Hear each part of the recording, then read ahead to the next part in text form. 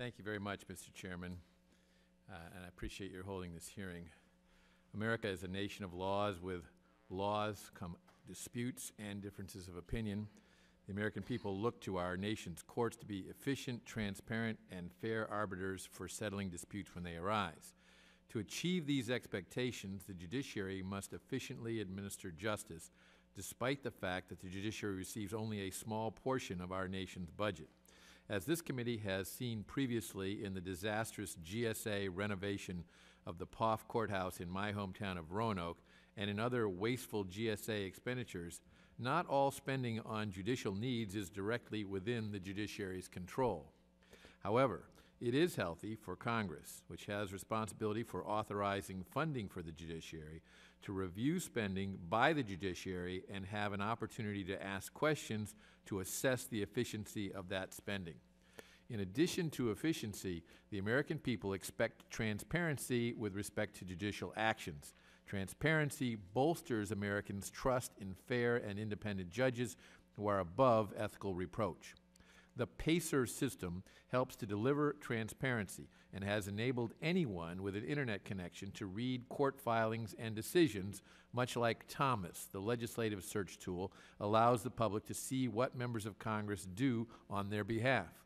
However, Thomas, unlike PACER, comes with no direct fee.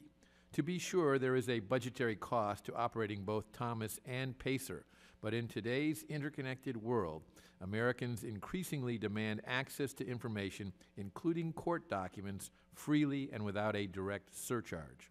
Another possible way to deliver transparency is to allow Americans to watch court proceedings. Our hearing today is being webcast to anyone who wants to watch it, but hearings only a few blocks away at the District Court for the District of Columbia and at the United States Supreme Court will never be seen by anyone. The idea of allowing cameras in our nation's courtrooms is not a new one, but I look forward to hearing more about this issue today.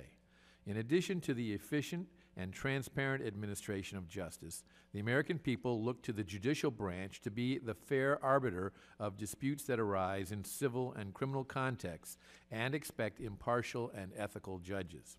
While the vast majority of federal judges exercise their duties with the highest moral and ethical standards, regretfully, there have been recent situations in which federal judges have fallen short of these standards. For example, one judge in Alabama abused his wife and then lied about it to his colleagues before he resigned under pressure.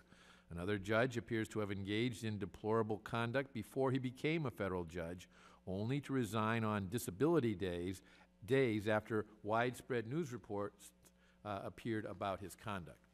To investigate ethical breaches like these, as well as to ensure that instances of fraud and waste are discovered and addressed, former Judiciary Committee Chairman Sensenbrenner and current Senate Judiciary Chairman Grassley have supported the creation of an Inspector General for the judiciary.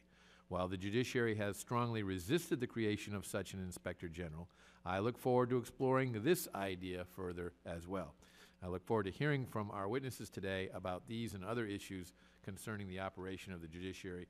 And Mr. Chairman, I thank you for your forbearance and yield back.